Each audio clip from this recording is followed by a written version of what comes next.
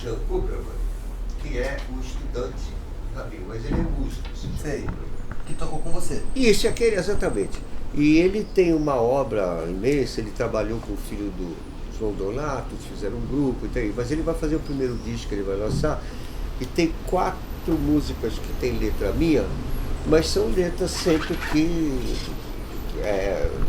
são relativas à história também, né? Uhum. Então eu fiz letras assim que narram a presença do judaísmo no mundo, e uma das principais é sobre a Sabra, né? E a outra Quem é Sabra? Sabra é o seguinte, Sabra era como eram chamadas as mulheres em Israel na época dos kibbutz.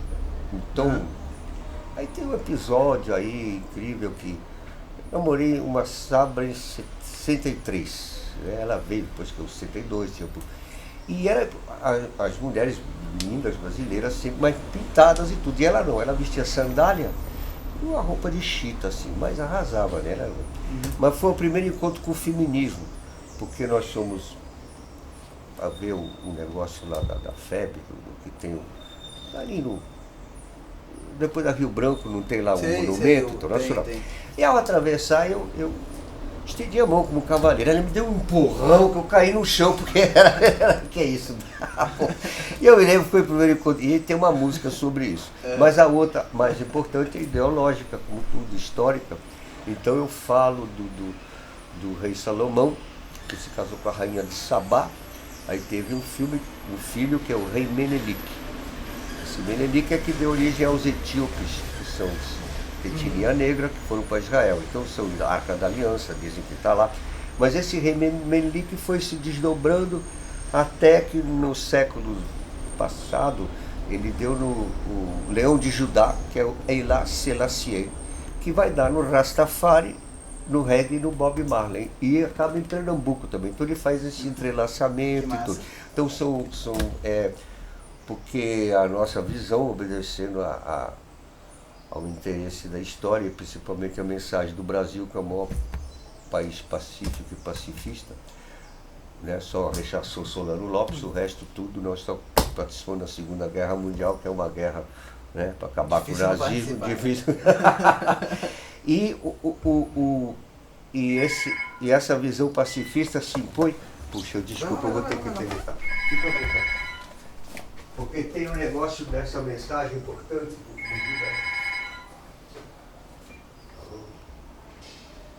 Alô? Para se ligar de novo, eu vou mandar processar você.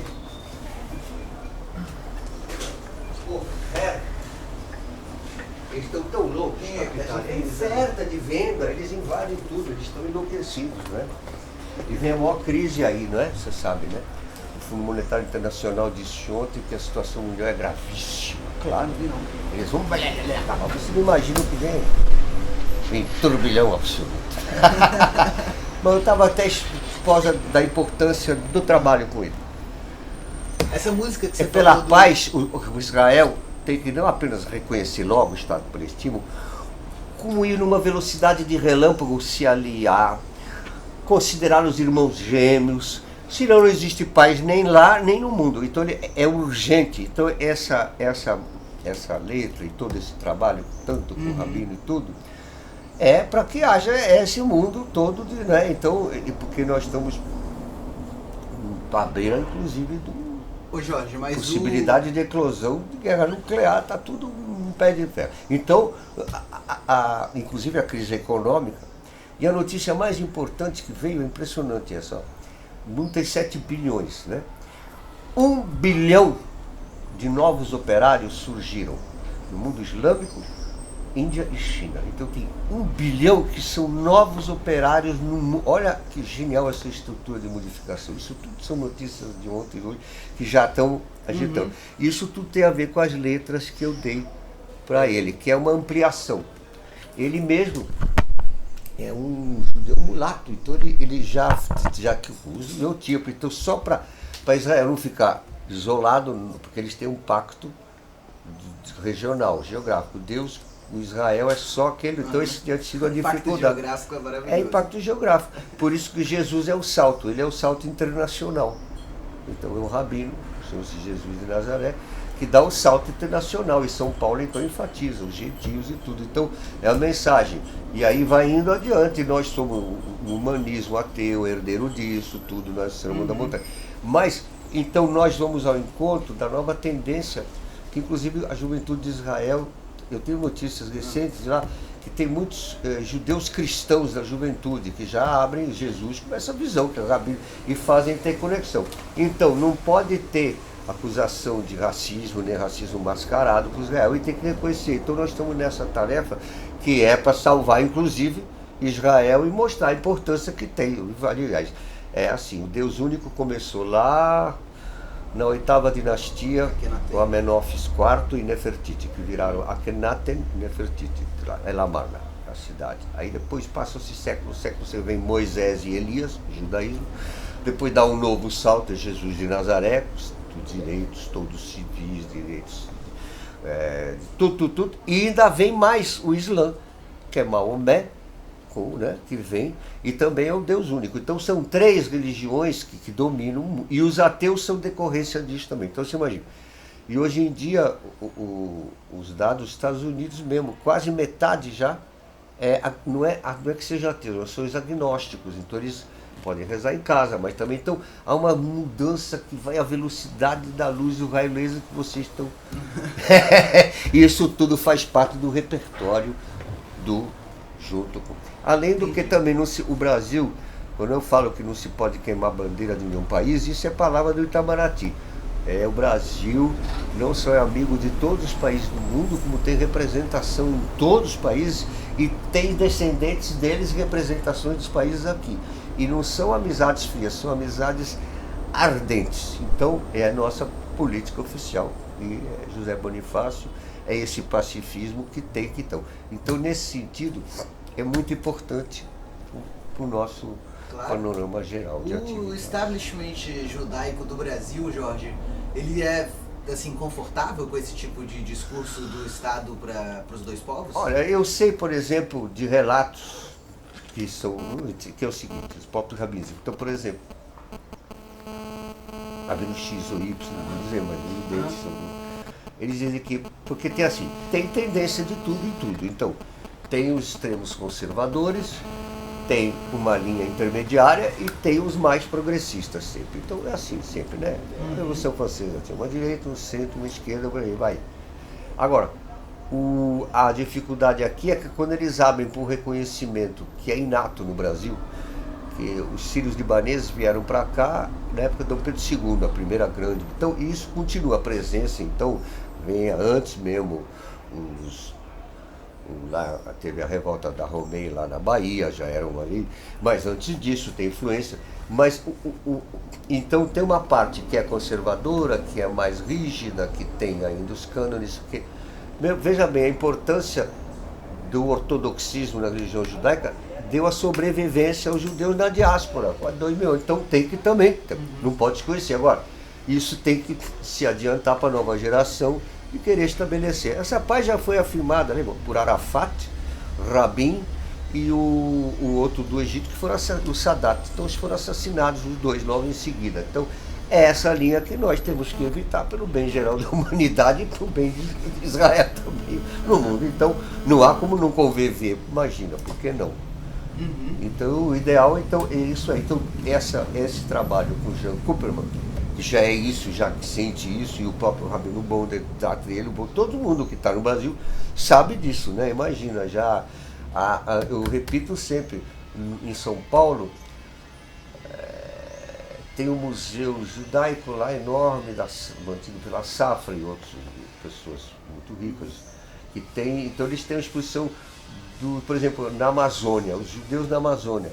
Então eu te falei, aquele rabino que foi enterrado lá no século 17, no final dos 1600, e ele é revisitado como se fosse um santo católico no túmulo dele. Então essa abrangência é que tem que ser do mundo todo, né? Agora, claro, as pessoas têm que ser menos dogmáticas, mas tem razões para ter todos esses motivos. Então a gente tem que... E o Brasil vai com esse tato o tempo todo, né? Fazendo isso. Então a importância desse trabalho também é essa. E eu tô, inclusive, o Washington me disse, eu gravei com o Nelson Jacobino acho que tem já 10 anos atrás, ou mais, com o Rabino Sobel, quando ele era ainda Rabino. Ele não é mais? Não, ele já se aposentou, ele está como na reserva e tudo, mas continua atuando e falando e tudo, inclusive tive recados recentes para mim. Mas eu gravei 2 shows com ele. E aí, inclusive, ele ficou muito impressionado, porque tinha uma pessoa que começou a atacar os judeus no meio, eu falei, você pare com isso, ele deu uma bronca lá, enfim, mas então são coisas que a gente vai quebrando os reacionarismos inerentes de cada, então vai tentando, e o Brasil então não só é um modelo, como é exemplar, e é isso aí o tempo todo. Então, na verdade, aqui você vê, tem participação do Jacques Wagner, está no PT, governador da Bahia, então isso aí tem uma mobilidade grande, mas a essência é esse passo. Jacó do Bandolim também, tem muita gente aí que a gente nem dizia por medo, mas esses são muitos outros, imagina, não tem mais. Eu sou mestiço, né? Minha mãe é católica, Jesus de Nazaré, meu pai é judeu, mas então aliás, Caetano e Gil apoiaram Israel o tempo todo, sempre foram fazer shows. Então tem uma ponte que atravessa ideologias, graças a Deus, né? Que é o sentido humano mesmo que nós temos. E o Brasil tem essa vocação desde o início até a continuação pela eternidade. Isso aqui somos nós, em todas as fases da história, mesmo nas mais amargas, tem sido essa a visão, né? E essa preponderância. Então é isso que importa a gente afirmar incessantemente, né? Que nós estamos num panorama muito... Né? E nessas entrevistas você vai encontrar incríveis, tem desde 62 até 2008. E nessas entrevistas... Esse é o Caos com K. Esse aqui aqui o tem o panfleto que tem umas coisas Sim. que eu fiquei com umas dúvidas. Sei. De umas pessoas que você diz aqui. Quem são? foi o Luiz Ferreira Jorge? Quem é? Esse foi o meu... Ele foi o seguinte. Em 1974, eu acho, eu fiz um show com o Nelson, aí surgiu um cara que se propôs ser nosso produtor. E ele era um cara assim, ele tinha sido um policial no Paraná, aí se converteu, e o guru dele que morreu disse que eu que sabia, enfim, era um mito, tudo, e foi conhecer. Isso tornou durante mais de 10 anos o nosso, e a gente rodou o Brasil para cima para baixo com esse, daí que eu homenageio no panfleto. Você chama ele de terceiro elemento do primeiro comitê central provisório exatamente, do Partido do É isso aí. Como é tudo uma ação política absoluta, né? É além da quarta internacional, uma mistura da quinta com a primeira e mais invenções. Como só ia acontecer. Quem é tem um cara aqui que você coloca... Sim. O parênteses dele aqui tá ideologia nacional, não sei a pronúncia exata do nome. Loio Pércio, é isso? Loio Pércio, oh meu Deus. Esse cara era um cara magnífico. Isso na década, hoje no ano de 62 até 64, ele era um cara genial, ele era um arquiteto, tinha um negócio lá no lago, onde hoje enfim, na praça em São Paulo, uma loja grande que era ele tinha móveis, era arquiteto, e principalmente ele era um dos principais financiadores do Partido Comunista, e era muito amigo da gente, tinha ideias abertas, era um arquiteto, e o próprio Artigas, que era do Comitê Central comigo, era arquiteto, mas ele era especificamente o produtor, então ele que financiava, então ele merece nosso claro. E era, além disso, ele era uma pessoa finíssima, filósofo e tudo, então era um quadro partidário do antigo Partido Comunista Brasileiro de São Paulo. Entendi, muito você acredita importante. Ele aqui com era amigo da Dulce Maia. Nacional, aí eu fiquei curioso. Porque nossa linha sempre foi, o Partido Comunista Brasileiro, a linha de apoiar a etapa nacionalista, como sempre foi, né? Mesmo com Cuba, nós apoiávamos o Batista, porque ele era pacto nacional e juntava-se a visão do 20º Congresso de Nikita Khrushchev, que era já a perestroika que ia acontecer mais tarde, mas que falhou porque na hora a Revolução Cubana, o entusiasmo que ela provocou, acabou sufocando tudo e atropelando. Então o próprio Khrushchev. em vez de ter sucesso na sua desestalinização, ele foi execrado. Não tiveram coragem de matá-lo, mas foi como se tivesse, ele foi totalmente isolado ali, ficou prisão domiciliar. E o Brezhnev assumiu e determinou os próximos 48 anos que se seguiram depois.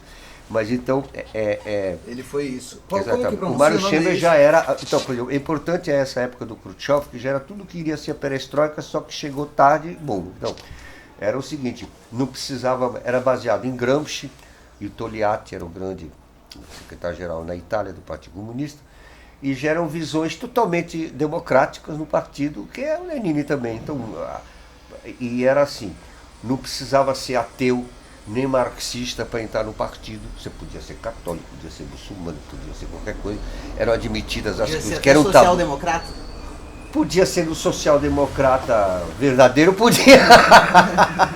Claro, a acusação era essa que tinha. Então aí foi, e era um grande movimento. E aqui então ia de encontro à nossa amálgama, né?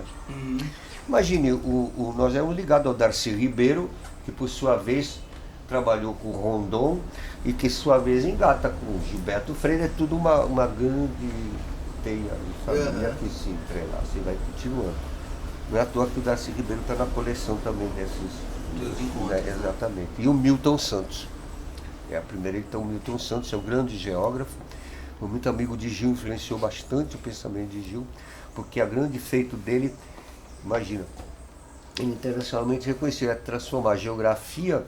Então, o que vale um lago? O lago, tanta água, tanta pressão, um rio. Não, interessa são as pessoas que moram ali no lago, elas é que são importantes. Claro que o lago é na medida em que ele é importante o ser humano. Então, realça na geografia o aspecto da importância humana, que, modesta parte, é que mais importa, né? Isso, inclusive da ecologia.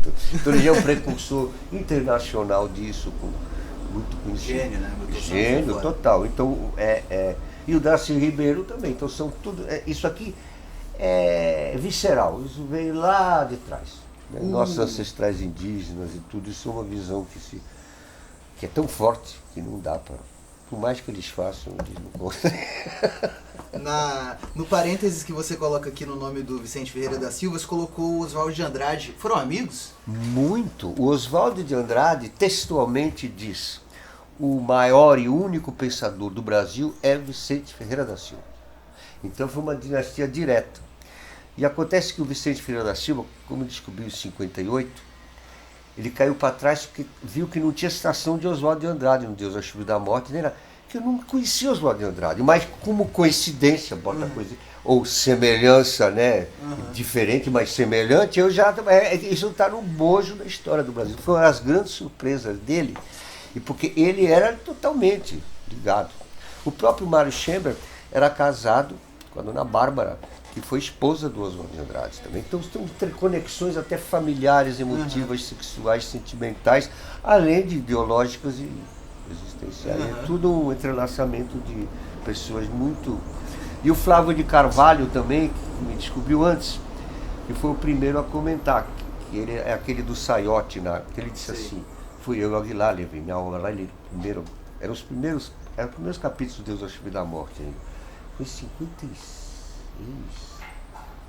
por aí, os 55, muito jovem, viu, leu, e disse: puxa, eu podia te elogiar, dizer que é isso, mas é literatura indígena, e depois, mais tarde, 20 anos depois, mesmo durante a ditadura, reuniões de tribos indígenas reconheciam que, imagina, é muito influenciado assim, e essa visão de fenomenologia brasileira que o Vicente Ferreira. O Vicente Ferreira da Silva e o Viveiros de Cálcio realça agora, passados. Isso tudo já estava nessa. Porque, claro, eu tinha lido Mário de Andrade, eu tinha lido Guimarães Rosa, já está tudo, mas está tudo. E toda a visão instintiva da captação, né? O Oswald demorou para ser recuperado, né? Ele não se dava muita atenção para ele. Não, claro, é porque ele era. Inclusive, ele é a amálgama em tom de fúria. Como Dostoiévski, ele acha que pan-eslavismo tem que acabar com toda a cultura europeia, essas bobagens todas. Então a amálgama tem o mesmo, vamos dizer, fúria e ímpeto, né, sagrado. Nós somos mais diplomáticos e recuamos, mas cada momento tem sua necessidade, né? Então ele dizia, ele também importantíssimo, Porque, veja bem, são visões históricas profundas. Ele enaltece o matriarcado. Vicente Ferreira também. O matriarcado, para a maior parte dos historiadores, não existia uma ficção. Mas para Engels, do Marx, o Friedrich Engels, e o Robert Graves, que eu sempre recomendo, que é o maior, ele morreu com 95 anos, e escreveu Mitos Gregos. Então é o livro mais importante. Inclusive todos os mitos, só que depois as notas são mais compridas que os próprios mitos. Ele é um escritor de primeira e ele sempre remonta todo o que acontece com os argonautas, com Hércules, com Medeia, tudo aos antigos rituais da grande deusa sacerdotisa da lua, do matriarcado.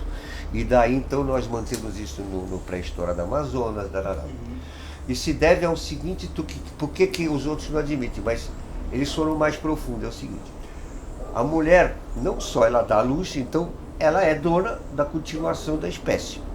E ela sabia muito cedo, por inteligência, por motivações da própria natureza, o homem vai para o combate, emprenha, mas... E o homem para ela é meio criancinha sempre, mas para o Robert Graves, a ilha de Creta é o apogeu disso, e toda a cultura grega vai ser usurpada pelos jônios patriarcais, que são machistas e até homossexuais, que assaltam e usurpam tudo, a cultura. Está nos livros dele tudo. Mas o importante, por que isso acontece? Que no resto da humanidade, depois, os jônios ainda ignoravam a mulher. Então a mulher era um instrumento, mas era uma raridade. E no resto das culturas, por que as mulheres dominavam, apesar de terem força física muito inferior ao ser humano? Porque elas detinham o segredo das ervas abortivas. Então, não vai nascer, então tem que ficar, entendeu? Essa não é fantástico isso. E isso, então, eu estou barateando aqui, simplificando, mas a essência é essa. Então toda a decorrência agora reafirma isso. Nossas pesquisas dos neurônios, a impressionante presença da mulher. Nos filmes americanos é clássico, os homens são criancinhas que elas manipulam. Já são intuições desse matriarcado, né? Que imagina. Então aí vai longe, você tem essas visões muito recentes e que permeiam toda a obra aqui Robert Graves, eu recomendo sempre, inclusive na abertura do portal, eu vou recomendar toda a obra do Gilberto Freire, Casa Grande Senzala, China Tropical.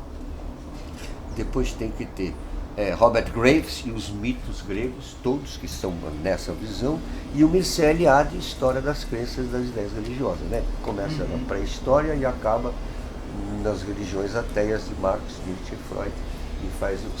Ele não conhecia o candomblé, não conhecia a Jurema, essa é a grande ignorância dele. Mas isso tudo foi de propósito. O Brasil é um gigante que se fingiu de invisível até agora. Então isso fazia parte daquelas táticas já quânticas. Você viu que deram o prêmio Nobel aos dois que descobriram como é que já estamos no quanta, imagino? É que nem as sinapses dos neurônios, é igual. Não é fantástico? Eu li uma notícia breve que falava que eles resolveram um jeito de descrever um pequeno sistema quântico sem desfazer. Isso, né? É porque aquilo já está em outra dimensão, imagina. São como as sinapses dos nossos neurônios, tem a ver com as explosões estelares e tem a ver com o mundo subatômico. Nós somos filhos das cinzas das estrelas, que numa estranha entropia faz a vida. Então, tem até testes científicos de que a vida há de se eternizar daqui 1 milhão de anos, que tem 2 bilhões até, que nós vamos fazer estrelas artificiais, enfim, são inclusive teorias de cientistas dos Estados Unidos, quânticos, então, de astrofísicos. Mas isso tudo agora está num turbilhão de velocidade nunca antes, jamais, neste país, nem no planeta Terra. Tem o que eu só falei até agora da dedicatória do livro. Sim, a dedicatória, imagina. A dedicatória... Mas na introdução que você escreveu, que eu achei muito fera, esse é lindo, né? Soturno Praia, tá aí já... Como você começa ele falando assim: mas ordens divinas me ordenaram. Foi o primeiro período. E aí eu pensei na raiz da palavra em ordem, ordenar e ordenar-se. Exatamente. Né? Me ordenar. Exatamente. Qual que é o sentimento disso daqui? Assim, mais ordens divinas? Porque o livro começa meio com isso, começa, né? Como se você toma uma ordem, um ordenamento de si, de falar na voz dos caretas, né? Que é o que você coloca aqui. Exatamente. Porque aí já tinha a linguagem pop, mas isso tudo se encontrava. por exemplo, essa coisa do imperativo, do sabe? Imperativo. Isso que eu achei... Que imperativo você é esse? falou perfeito. É imperativo do Kant, Immanuel Kant. Ele chega numa visão em que ele diz, ele quase chega à visão do relativismo. Mas seja porque ele morava numa Alemanha que não podia ter um relativismo que levava a um lugar, ele inventa um imperativo categórico e diz, você tem que querer querer. Então uma espécie desse imperativo categórico é o absurperante a visão que ele quase chegou. Então reinicia-se então um dever que você tem que querer, do musst, então você tem que querer. E esse imperativo categórico, ele é uma coisa, como diz o nome, imperativo, ainda botou categórico, em alemão. Então você tem que querer, é uma ordem que vem, não, mesmo que seja assim, você tem que fazer assado, porque é uma coisa nesse sentido.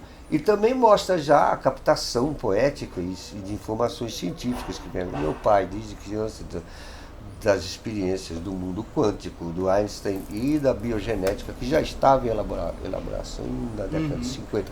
Então, por exemplo, você pensa uma coisa, você está pensando, o que eu devo fazer? Na verdade, quimicamente, nos teus neurônios, a resposta já está lá. É mais rápido que até o raciocínio que chega lá. Você já tem pronto, bum. E conforme você vai treinando, fica mais rápido, claro, que você tem. Então, tua intuição, geralmente é desprezada por causa daquela divisão, razão, intuição, nada. Hoje em dia os neurônios dizem que inteligência é toda emocional e que a própria razão é uma emoção que leva as pessoas a se matar. Então isso hoje em dia se sabe cientificamente que é assim. Mas as intuições de todos os poetas, de pré-socráticos, do taoísmo, já sabiam isso, né? Então já estão. Só que houve um período de separação para novamente se unir tudo isso em diferentes instantes dentro do próprio tempo, espaço-tempo. É interessante isso porque o tempo todo, tempo, espaço. Essa ambiguidade você coloca aqui no começo, que você começa assim, mas ordens divinas me ordenaram, foi num sonho, o anjo Gabriel apareceu de astronauta cantando o Herói das Estrelas. Aí, vou pular, aí você fala aqui, qual é a ordem, né? Abre aspas, disse-me, escreva mesmo que seja chato, linear para os que ainda só entendem e se apercebem das coisas através dessa linguagem convencional e estratificada. É isso aí. Pela música é fácil ou pela poesia e você está com Deus diretamente, mas com a razão é outro papo. É isso. É preciso de uma super razão para aniquilar as gananciosas pretensões da razão medíocre. É tua missão. Depois de escrever tintim por tintim, tudo na língua dos caretas, você pode voltar a tocar violino e dançar pelas estradas do mundo por mais 10 anos sem eu perturbar você aí. Com outra missão, tipo ensaio. É isso aí, Ipsis Literis, é exatamente isso. E tem mais. Eu achei interessante você colocar na ordem. Na ordem de falar, tipo assim. Ordem, claro, porque por exemplo, tinha o Sartre, que é um grande exemplo. Ele escrevia filosofia. E lá tem um público que só lê filosofia, como a fenomenologia, eletrolanião, etc. Mas para passar para um público que só lia romance, nem ia ao teatro, nem lia filosofia, então escreveu tudo isso nos romances. Os Caminhos da Liberdade, todos os contos. Sabe? Mas ainda tinha um outro público que não lia nem filosofia, nem lia romance, só ia para o teatro. Então ele fez também essa mensagem dele para o teatro. No meu caso, seguindo o conselho do próprio Mário Schember, ele disse, você escreve na prosa que é poética e filosófica, porque você não tenta, porque no Brasil poucos ainda liam, né? Ainda liam. Então a mensagem passar pela música, que logo foi simultâneo. Então as mesmas ideias que tem nos meus livros, nessas entrevistas e na minha ação, tem através da música popular, onde elas se realizam tanto quanto na própria literatura. E como isso são ensaios de panfletos, mesmo assim são criativos e poéticos, mas eles se detêm mais sobre o ângulo da razão. Como vai nesse panfleto A Nova Era, e no resto não, no resto é tudo simultâneo. Nesse foi especificamente essa visão. E quando eu faço também palestras, quando eu falo sobre ciência ou sobre história, eu sou muito metódico, tá? Porque senão já me teriam derrubado há mais de meio século e mais. Eu fiquei viajando pensando nisso daqui. E aí pensei no seguinte, eu pensei no programa, no programa da Amálgama, o programa mental da Amálgama, a ideia, o discurso da Amálgama, como é uma coisa de ordenação de si de você hoje, como você consegue, esse negócio é um... O tempo todo você... E eu fui programado, primeiro aos 7 anos, no candomblé da minha filha de santo. Depois dos 7 anos, meu pai, com rigor absoluto, de instrução absoluta, de um bombardeio de noite, e o meu padrasto pela música. E a minha própria tensão me obrigou. Dostoiévski dizia, eu escrevo para me livrar dos meus demônios.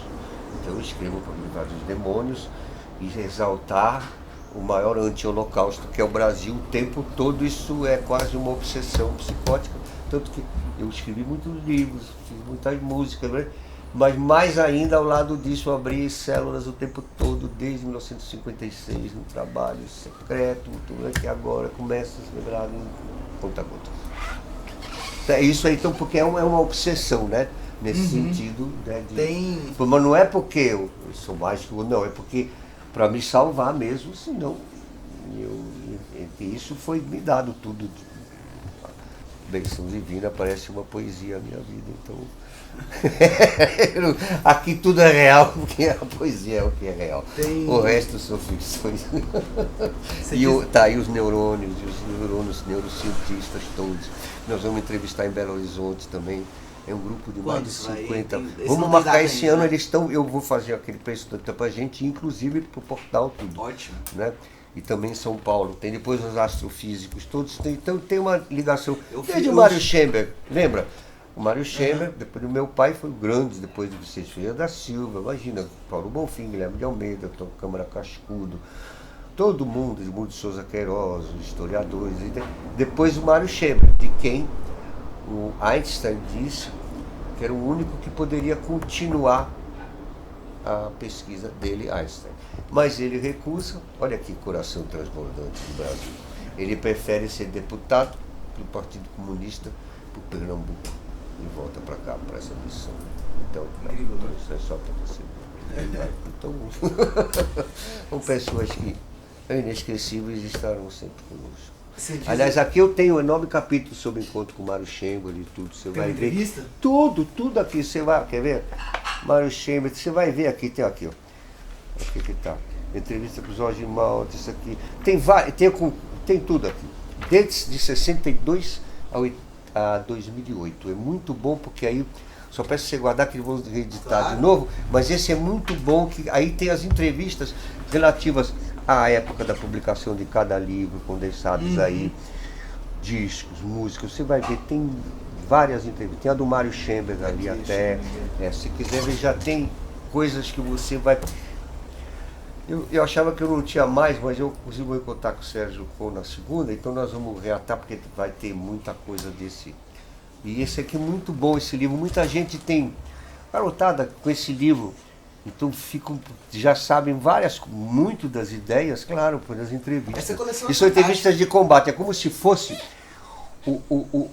as publicações desse ativismo descrito no panfleto da hora, aqui em entrevistas claras para todo o público, né, que acompanha cada criação de células. Tem um desse aqui do Schemberg. Tem especificamente. Tem encontros dele. Tem aqui. O Mário Schemberg, o memorial, você encontrou esse. Não, então, mas o que eu digo é que existe um livro dessa coleção, Encontros, tem um Encontros com o Mário Schemberg. Tem também, dele. Claro, tem, imagina. O Mário Schemberg influenciou todas as artes plásticas, tudo, imagina. Era ele, Darcy Ribeiro, os agitadores maiores disso, né, e filósofos, né. Imagina, é Einstein. Ele desiste de continuar a obra de Einstein e vem se acha que é mais importante. Ser membro do Partido Comunista por Pernambuco, ele tanto imagina. Aqui é uma... Aí não tem erro, é a natureza. Então, mas a gente precisa ajudar a natureza um pouco sempre com a nossa ação que foi feita para isso. Então, esse é um turbilhão que vai lá atrás. Né? Tem uma coisa que você diz aqui, que eu achei linda, e me surgiu uma questão, que é um conceito que você fica recuperando no livro, que você fala assim: a emoção política me faz editar coisas que ficam entre a paranoia e a fraternidade, entre a necessidade de ordem e o desejo infinito de liberdade, do sonho e do possível, de todas essas fundamentais em permanente agir, dentro e fora de nós, como indivíduos existenciais.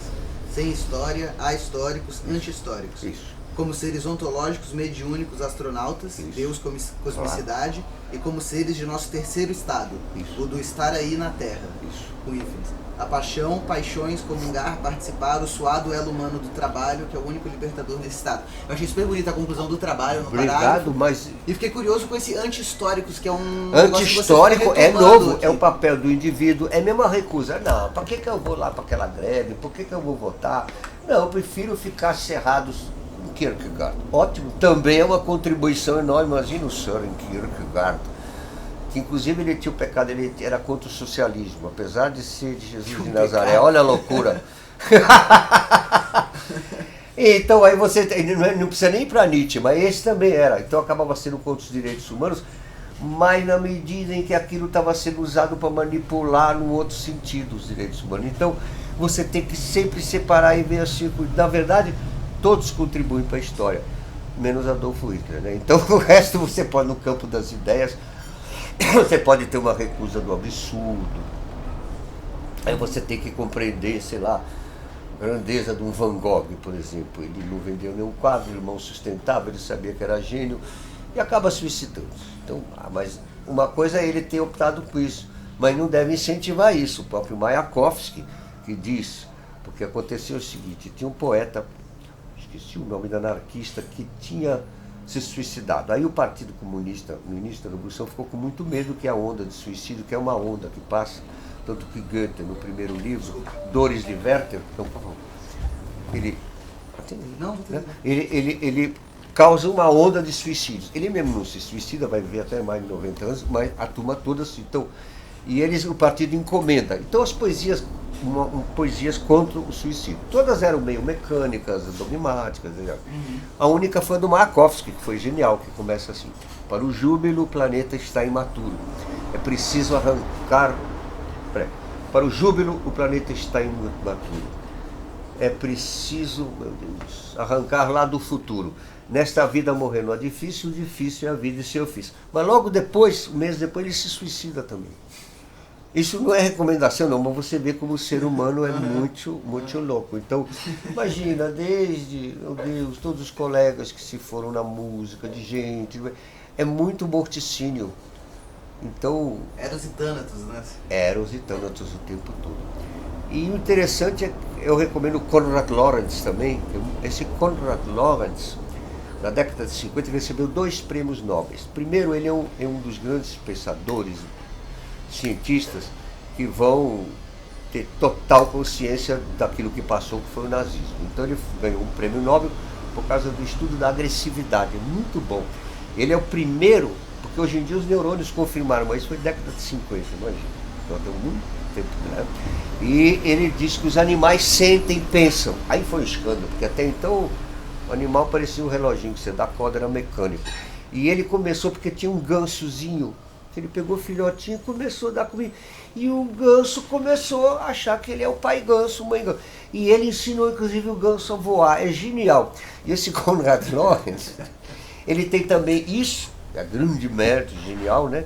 E ele se antecedeu a nossas constatações já, que é assim mesmo, gato fala, cão fala. Meu pai dizia, até a pedra fala, mas ele era bem adiantado, você imagina. Mas aí... Tá certo. Não tá certo. E ele o Konrad Lorenz, mas sobre a agressividade, é bom a gente realçar. Ao mesmo tempo que Jesus de Nazaré, e ele prega a coisa mais difícil, que é a transformação do instinto da agressividade em fraternidade. Então, por exemplo, a agressividade é tamanha que, por exemplo, as pessoas que se amam brigam. Pai briga com o filha briga com a mãe o tempo todo. O tempo todo é briga consigo mesmo. O ser humano é muito violento, muito agressivo.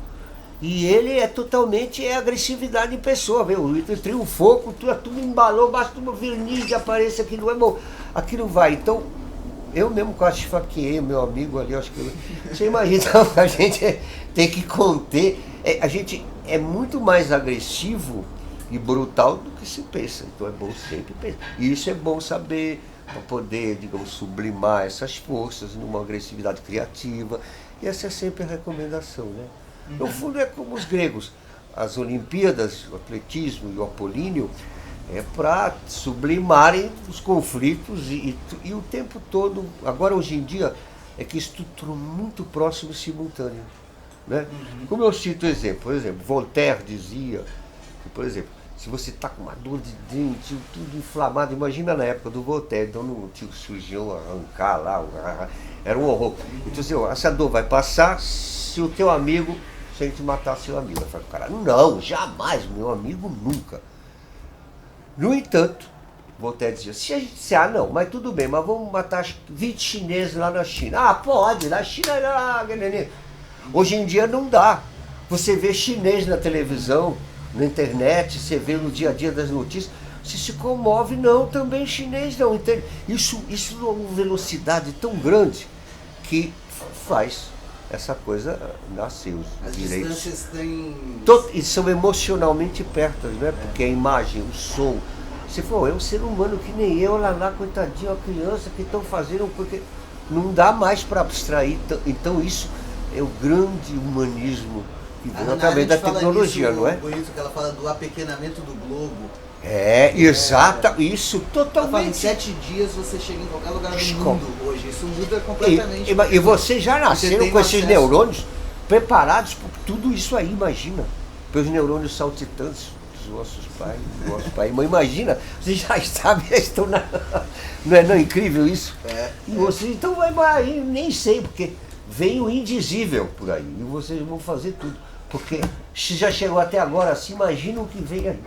O que vocês vão fazer, porque essas informações já foram, não são apenas especulações, são sentimentos vitais, não é isso? Tudo depende da nossa própria vida, a sua felicidade, a minha, de tudo. Isso já é uma coisa que a vantagem é total, né? Não é à toa. E foi muito esforço. Não foram os extraterrestres que fizeram a história, né? Cá entre nós, a gente pode até considerar, porque é interessante os extraterrestres.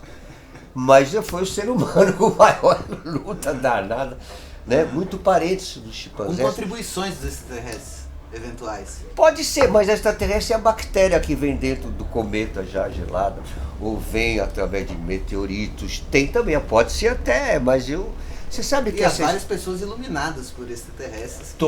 Claro, tem, claro, aí são criatividades. Mas você sabe que esse coisa de disco voador é uma coisa mais incrível do mundo. Na primeira eleição de Lula, o Gabeira tinha recém-chegado, se quis, e eu e o Nelson Jacobina fomos com a Lucélia Santos, que ficou lá, mas ela tinha um chofer, que no caso era um estudante namorado, mas ele voltou. Nós não ficamos lá, acho que foi lá em Petrópolis, um lugar assim. Aí eu, o Nelson Jacobina e um amigo do Antônio Cícero, ele é jornalista.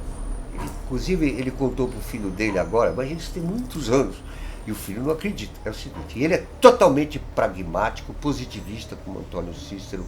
Eu vou lembrar o nome daqui, é muito amigo meu, desculpe, eu falo, depois eu não boto. E nós estávamos chegando aqui no Rio de Janeiro, aquela reta aqui, super madrugada, o céu estrelado, aí nós estávamos de cá e vimos aqui à direita um negócio, de disco voador, não pode ser. Aí paramos o carro, saímos, e o negócio foi ali, foi até a esquerda e veio em nossa direção. Olha a loucura. Aí ele parou devagarinho, e nós sem respirar. E não dava para você olhar, pareciam holofotes em cima de você, mas era um silêncio total, não tinha nem besouro, nem cigarro da maneira. E ele fazia assim. Parou mais de 1 minuto à nossa frente, nós querendo olhar, e de repente e subiu. Eu não sei o que é isso.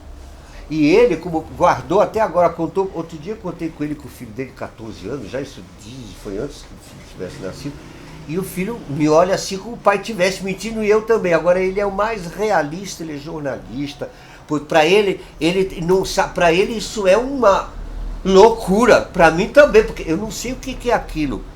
Uma nave secreta dos Estados Unidos, eu, o Nelson, o chofer da Lucélia Santos, que eu esqueci, que era um estudante, e esse jornalista, que eu vou lembrar o nome, desculpe o lapso, mas são tantas coisas que eu já estou ficando. Mas encontrei com ele, é impressionante, o maior amigo do Antônio. Então, ele e o Nelson, ele é pragmático, o Nelson, nós até hoje, nós falávamos toda hora, falei, o que foi aquilo? Olha, eu não sei. Tem até a piada no filme lá judaico que diz que é a Força Aérea de Israel. Não é piadinha. Ou pode ser dos Estados Unidos. Eu não sei o que é aquilo. Eu acho que pode ser alguma experiência que eu vi, era impressionante. Nós descemos, ele fez assim. Quando nós descemos, parecia que ele nos viu e veio numa rapidez. Aqui ele parou, flutuou à nossa frente e não dava. Você olhava, parecia uma nave assim com vela, mas não dá para você, porque os batiam, ficava com os olhos, né, todos estilhaçados pela luz dos holofotes que tinham, mas o ruído era... E foi. Eu contei essa história já, isso? Contei até no... Foi apavorante, assim? É esse tipo de experiência? Não, depois não paramos de falar sobre isso, mas a gente não chegava a conclusão nenhuma. Imagina, todos nós inclinados a achar que o disco voador é uma indústria verdadeira, como o Otaviano diz, e na verdade, para Jung, é a imaginação humana concretizando uma salvação extraterrestre, que era o dia em que a Terra parou, o disco voador, as Nações Unidas pregando a paz. Não, aquilo era um instrumento e com uma velocidade inacreditável. Quando nós saímos para olhar, ele veio aqui, parou, e era assim uma nave, ora, era da largura daqui até minha porta, era assim, o tamanho que estava bem, e o ruído, e não dava para você olhar, aquilo fazia assim, não dava para você olhar. E fazia... Caramba. Isso foi depois já da edição do Profetas da Nova Era. Foi no início da democratização, com Lula candidato pela primeira vez, lançando já a sua candidatura. Nós somos como sempre lá. Impressionante. Isso aí eu estou contando porque até então eu caçoava muito do disco voador, usava ele como... Mas tem uma iluminação que eu e o Aguilar sentimos em 58, e eu acho que ali podia ser imaginado, mas esse não foi mesmo. Esse foi realmente, eu fiquei muito impressionado e fiquei pensando, bom, mas você, uma pessoa como eu já se acostuma quase a mais, realmente aquilo até hoje é uma interrogação. Eu não penso, porque não adianta pensar muito sobre isso. Foi um fato, né? Foi o domínio do fato. Parou, e ele mesmo, eu vou arrumar entrevista com ele, porque... O Celso de Mello hoje estava dando uma aula sobre o domínio do fato. O Celso de Mello hoje estava discorrendo longamente sobre o domínio do fato. Sim, isso foi usado. Já foi usado contra os nazistas, depois foi usado como... Porque é o seguinte, era difícil você... Na jurisprudência, só quem mata ali que é. Claro que quem mandou matar, ou quem ordenou, mas se for obscuro, como é que você vai saber de quem é o domínio do fato? Isso foi... E mesmo assim os nazistas quase todos escaparam, né? Seja porque os Estados Unidos absorveu a maior parte, a União Soviética a outra, né? Foram para a NASA, outro foi para o plano, outro foi para a Gestapo, para o CIA e tudo. E sobraram acho que uns 300 no máximo. Foi uma piada, né? Mas era sobre esse processo. Claro, o Göring suicidou-se com aquele anel que ele escondia, e o herói foi assim. E depois tem o capítulo secreto do Nevoeiro, que a gente precisa fazer um filme sobre isso mais agora. O Nevoeiro... Você tem tempo se eu quiser esclarecer mais um negócio? Tenho, por favor. Você descreve Vamos continuar. Um evento aqui. 400 anos. Um encontro. Deus quiser. Você disse que na casa do Vicente Ferreira, você conheceu Mano Matoso, Paulo... Mário Matoso. Esse foi o cara mais genial. Paulo Bonfim, Paulo Edmur de Souza Queiroz. Esse é historiador, catedrático da PUC. E toda essa turma, inclusive ele, foi um dos maiores mentores ideológicos do golpe de 64.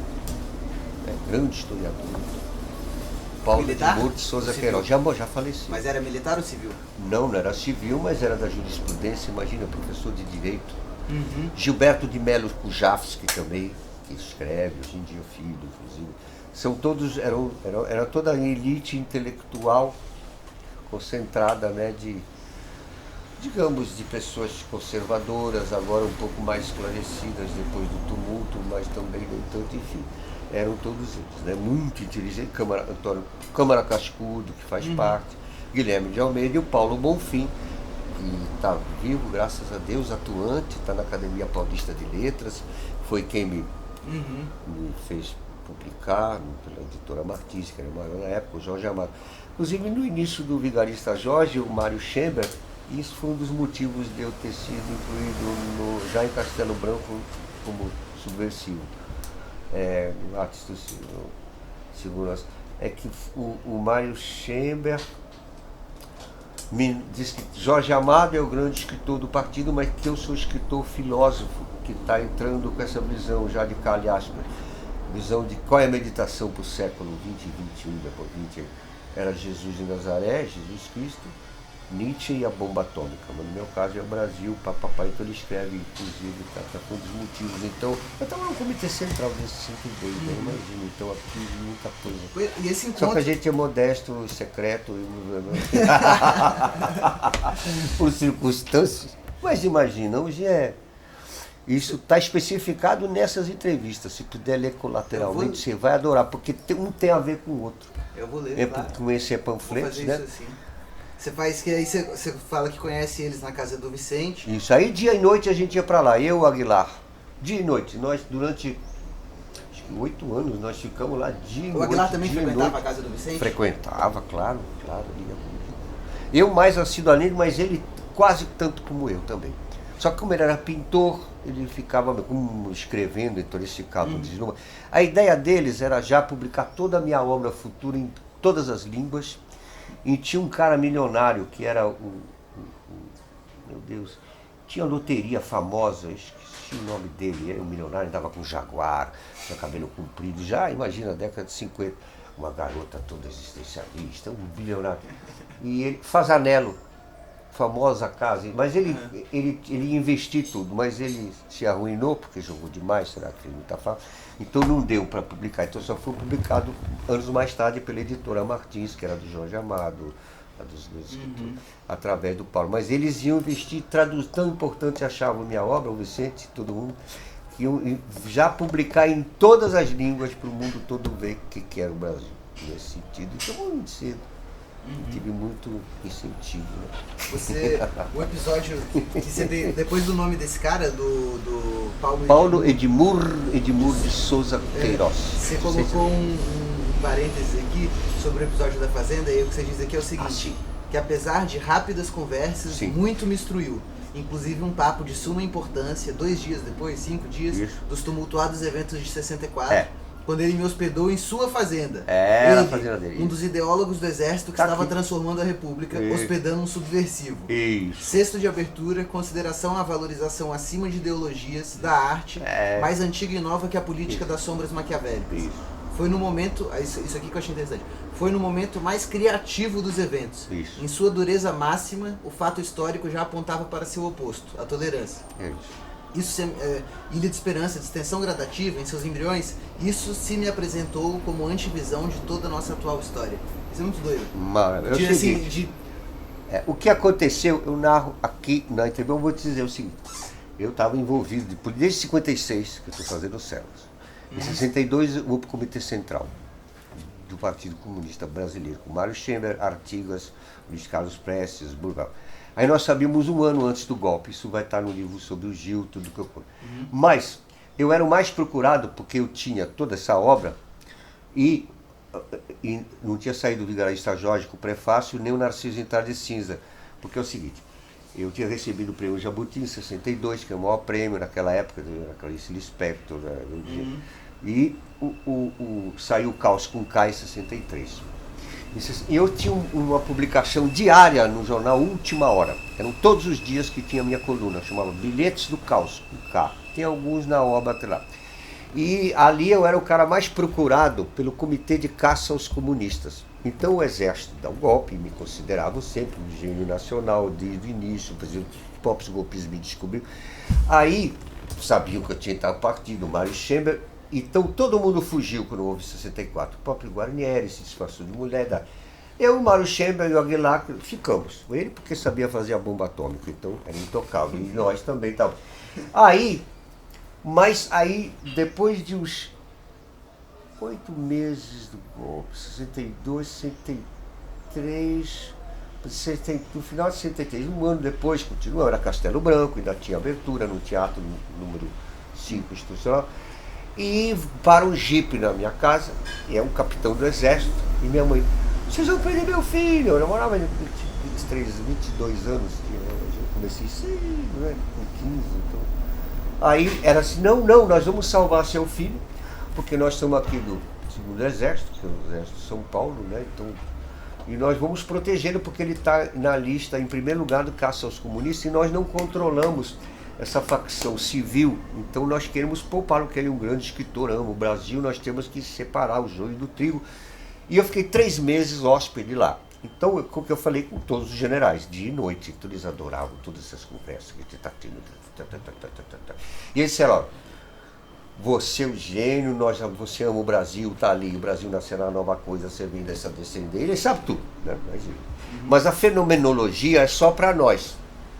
Nós vamos cortar esse negócio, porque antigamente o ensino no Brasil, um assunto entrava no outro. Então a professora de história queria saber como é que era a aula de geografia para situar numa estepe, tá? E a matemática também. Mais ainda, você tinha português todos os dias tinha redação, e nas outras matérias, todas as outras matérias, você tinha que reproduzir a aula em redação. Olha que genial. Então uma coisa estava na outra, era fenomenologia. Esse era o grande. Aí eles falaram para mim, nós vamos quebrar isso aí, porque está em comunismo, mas só para nós, que é as elites, que tem responsabilidade, que podemos pensar assim. Você vai sair, nós temos maior confiança em você, mas você tem essa chance, você não pode jamais falar contra a gente, nem contra o governo, e você vai ter a maior carreira. Claro, e ainda deram um detalhe seguinte, começamos a discutir, as conversas ali são um próprio livro de 1000 páginas, você me imagina. E como eu sei alemão e toda a história do Terceiro Reich em detalhes, eles ficavam deslumbrados com detalhes incríveis de Heidegger, tenta imaginar. E o próprio Führer, assim, discursos de coro, eles ficavam enlouquecidos com as visões, com o marxista. Chegaram até a Joia e diziam assim, tua subversão não é bolchevique, vem de mais longe, vem de Jerusalém. Eles sabiam. Mas o impressionante, quer dizer, você vai voltar, e eu falei, vocês não têm medo? Vão dar só para uma rede o poder todo? Falaram, não. Ao lado da Globo vai ter um contraponto que são as TVs Culturas. Então nós vamos ter sempre. Eu falei, muito bem. Mas vamos dizer mais, você vai voltar, você tem uma grande carreira, agora você não pode jamais falar contra a gente. E mesmo quando você for entrevistado pela televisão, se você estiver pensando o contrário, mas falando a nosso favor, nós temos técnicos da Gestalt. Gestalt é imagem em alemão. Trouxemos, olha aqui. Paul Goodman. É isso, mas era usada para saber se você, estou falando a favor do golpe e tudo, mas no entanto o meu olho faz assim, eles detectam que é mentira. Então, assim, nessa sofisticação. Nazista isso, né? Agora a fenomenologia, a cultura, era tudo Vicente Ferreira da Silva, era a visão da amálgama mais torcida ainda para o lado das elites. Mas, no entanto, era Castelo Branco.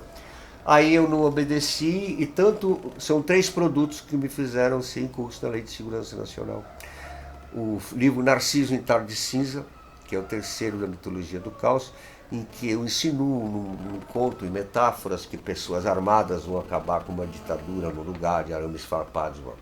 No Vigarista Jorge fica mais grave ainda, eu delineio mais. Mas o pior foi, eles têm fotos do DOPS recolhendo os livros, e o disco, meu primeiro disco em 65, que eu fiz lançando os mutantes que ainda não eram mutantes, eram os O6, né, no lugar, tá lá no... E aí, então, foi um disco que até hoje, agora a Uni recuperou, toco, um dia vai ser duas músicas de protesto, letra e música minha pela RCA Victor, acompanhado por um grupo chamado The Vikings, que é uma garotada de rock, e é o Não, Não, Não, e o outro é Radioatividade, no qual falo o perigo da bomba atômica.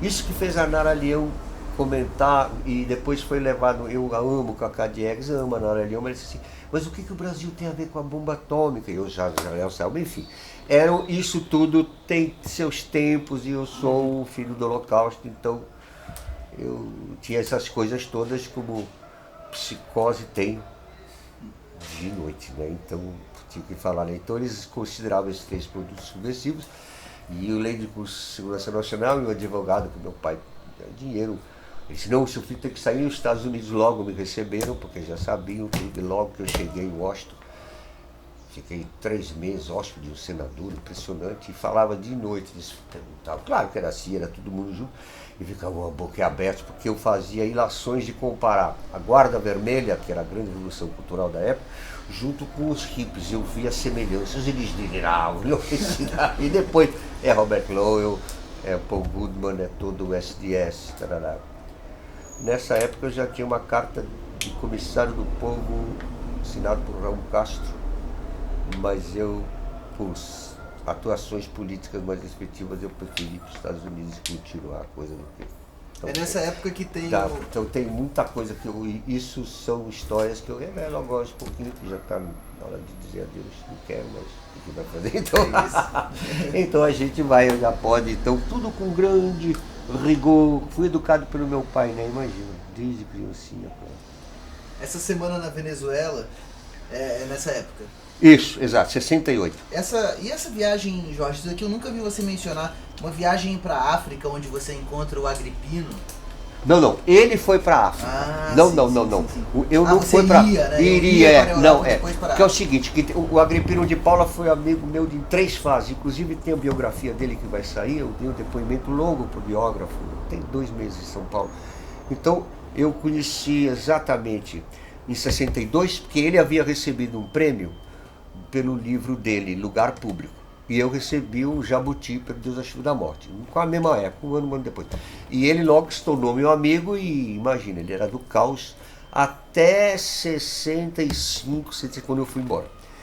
Nos reencontramos depois em 72, 73, no Carnaval da Bahia, em longo período juntos. Ele foi atacado do Caetano. E depois ele tinha trabalhado nesse inteirinho que eu estava exilado, ele trabalhou com Caetano e Gil na Tropicália, né? Ele fez o Hitler do Terceiro Mundo, ele trabalhou com o Jô Soares, então teve uma atuação muito grande no tropicalismo. E os Mutantes também, que eu havia lançado antes. Tanto que meu Deus, me conhece. Então lá de trás, então eles falaram, eu encontrei esse hiato nos Estados Unidos, depois de encontro, até encontrar Gil em 69.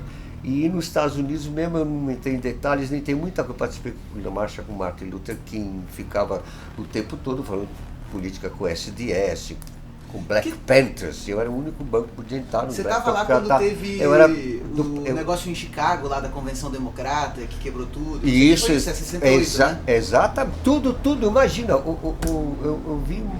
eu cheguei pouco depois do assassinato do Malcolm X, que quem tinha assistido o próprio era o Neville de Almeida. Ele tinha estado para assistir, viu o assassinato fantástico. Né? Mas coisas ocorriam. Morava nos villages, mas claro que eu me dava com a da música, mas a prioridade era outra, né? Era na literatura, no campo político e filosófico, então eu estava com SDS, Black Panther, então dei mais atenção a essa gente do que aos próprios colegas artistas e tudo, né? E depois mesmo, é com Caetano que se inicia mesmo minha carreira como compositor, intérprete, radiano, sempre livre, mas essa é a mensagem agora na música que sempre viveu comigo, né? Desde criança, a música de 7 anos, tocando, compondo. Então Caetano até caiu para trás, que ele comentou que, por exemplo, que tem no Filho do Holocausto, o Iluminação, tudo é antes do Bob Dylan, é 58 já fazendo aquelas coisas, que depois não é que eu sou Mike, não, só estou dizendo as coincidências de coisas históricas que...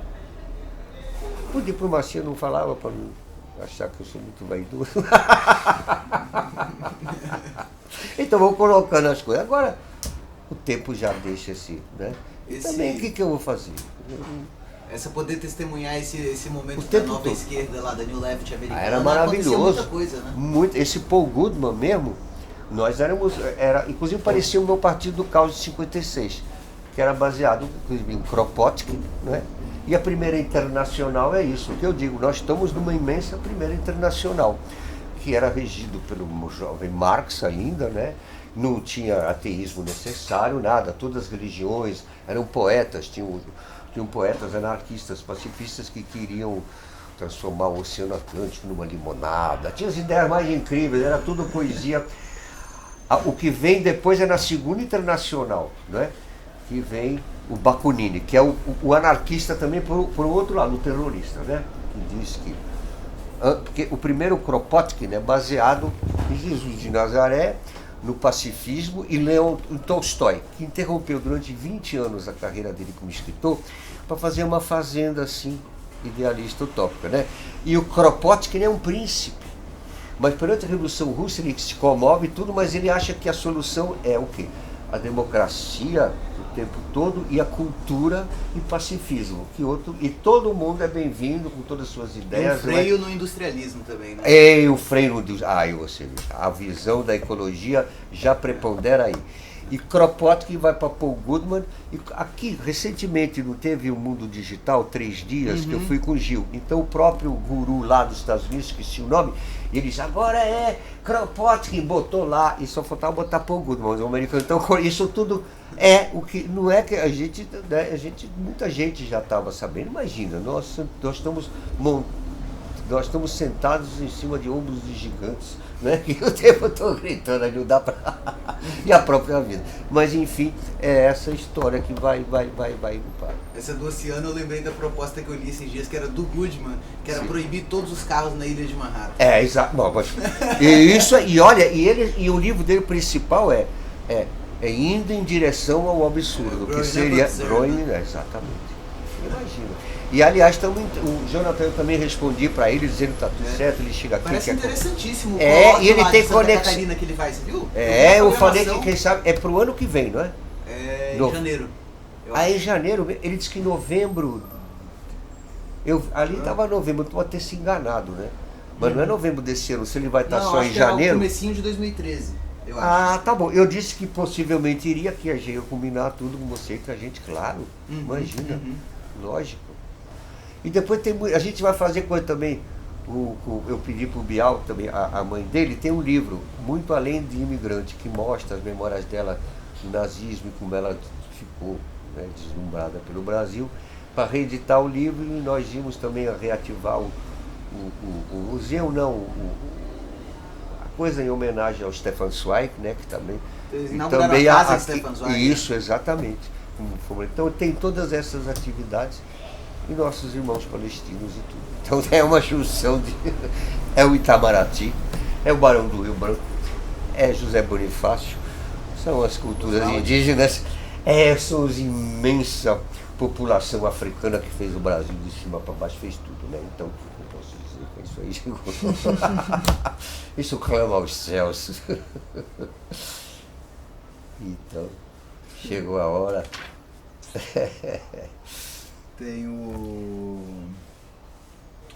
Aqui tem um episódio, a história é muito boa, da casa do Mário Schemberg com o Rogério Duarte, que tá isso foi Isso é porque, eu e os irmãos Campos são muitos amigos, mas tínhamos diferenças, porque eles com concretismo iam para uma direção, e achavam, e eles ficaram meio, não sei, tem ciúmes, tem paixões, e aí fui muito aclamado, era jovem, bonito, tem Deus, acho da morte, então, e realmente pegou, e então, aí eles gostavam, mas desenhavam, diziam, não, na verdade você não tem mais caminho depois desse Deus, acho da morte. Por quê?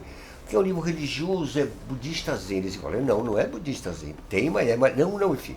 E aí eles foram falar, e o Mário Schemberg, não, vamos separar, ele era muito inteligente, separou o bloco, aquela turma, todos iam reunir-se com o Mário Schemberg, né? Imagina, o cara que vai receber. E eu fiquei com o Rogério Duarte ali. E o Rogério fez essa frase, deu essa frase famosa.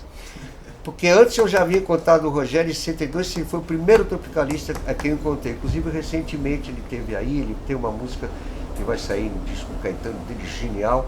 E eu fui o primeiro, então nós tivemos diálogos incríveis, foi o primeiro ser encarnado mesmo do tropicalismo. E a irmã do Glauber, a Nancy Rocha, que logo em 63 levou o Deus Acho da Morte para o Glauber ler.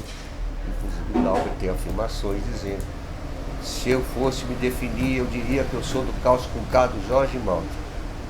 Isto é, se ele o permitir. Aí depois, lá veio o chato do Jorge Malta.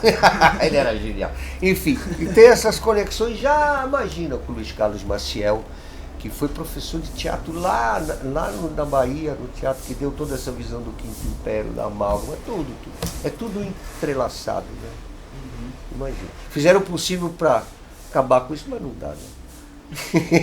Tem um negócio que ele é uma erva da vida que nasce, não adianta você que nem a vida. protubera, nasce planta no meio de pedra, né? Não adianta a vida. Eu tava conversando com o Daniel ontem, e ele tava falando como era engraçado que você mostrou o Nietzsche para um monte dessa gente, aí virou todo mundo nietzschiano, e aí hoje você é a voz contra o Nietzsche. Claro, eu sou, claro. Aí todo mundo ficou aplaudindo, eu falei, mas tomem, tem que saber todos os dois lados, de 4 e 5, né? São simultaneamente, porque há um perigo, é o perigo dele ser totalmente contra os direitos humanos.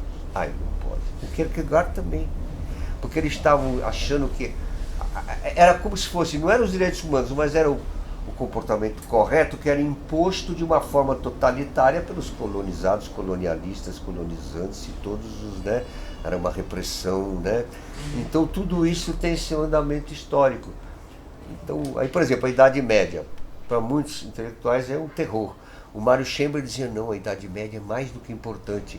Eles, através da apodíctica, que é a futura fenomenologia, já sabiam o segredo da bomba atômica. E mais ainda, para todos nós, sabemos que para quebrar o orgulho de todo o paganismo, ser humano forte, vital, pode alejar, tem que morrer, criancinha tem que... Então tem que ser o mais forte, o mais saudável, o mais poderoso, escraviza os outros. Ele pode ser carinhoso com os filhos, mas tem criancinha que ele faz pedofilia, mata, não tem problema, é dissociado. E Jesus de Nazaré vem quebrar tudo isso, né? Sermão da Montanha. Bem-aventurados os pobres de espírito. Quem tem síndrome de Down, quem é portador de necessidade especial, está em primeiro lugar. Em seguida, os que sofrem e choram. Os primeiros serão os últimos. Ele faz tudo. E isso, para entrar na alma humana, teve que ser purgado durante a Idade Média. Então, o cara, em vez de ter orgulho de ser forte, musculoso, com saúde, ele se orgulhava de ser o mais doente, o mais picado de mosquito, o mais... E essa inversão chegou a cenas inacreditáveis. Só sobre a Idade Média a gente fala 1000 anos aqui sobre... E isso foi a necessidade do ser humano chegar a essa humildade. E Jesus de Nazaré não quer ir, mas enfim, foi um modo de como, né? Imagina. E ele leva as dúvidas o tempo todo, né? Então, ele mesmo fala, oferecer outra face. Mas ao mesmo tempo ele diz, quem fizer mal a um desses pequenos que me acompanham, melhor seria se amarrasse uma mó de atáfana, uma pedra muito pesada, rodasse seu pescoço e jogasse no fundo do mar. Ao mesmo tempo ele diz na cruz, Eli lama sabachthani, Pai, por que me abandonaste? Aí colocaram, então seja consumado. Mas a dúvida acompanha, essa é que é a grandeza, ele é mais demasiadamente humano que nem Nietzsche sonhou. Nietzsche sucumbe, eu falo no final, no Floresta Verde Esmeralda, dessa coleção, que os dois, ele se rende, ele se torna devoto de Jesus. Primeiro, quando ele sente uma piedade por aquele cavalinho chibateado lá em Milão, ele começa a chorar ao lado dele como se fosse uma daquelas velhas que perguntaram para ele, você foi na missa? Ele me dizia, não, eu fui mais cedo, só para não deixar lastimar. Mas ele desprezava, ser que nem mulherzinha, de repente ele chorando. Mas o mais impressionante é o último bilhete dele, já com sífilis, que ele era apaixonado pela Cosima Wagner, que era sobrinha do criador do nazismo, Richard Wagner, com quem ele metade da vida comunhou.